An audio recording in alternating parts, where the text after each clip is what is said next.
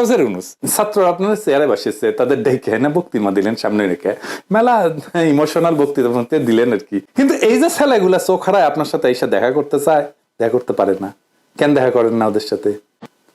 ওদের অবদান নাই? ওরা লড়াই করে নাই? ওরা হারায় নাই কিছু?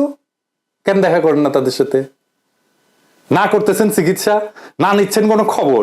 ওর পায়ের বিনিময়ে আপনি ওই চেয়ার অন করছেন, এই ছেলেগুলোর চোখের বিনিময়ে ওই চেয়ারে বসছেন আপনি।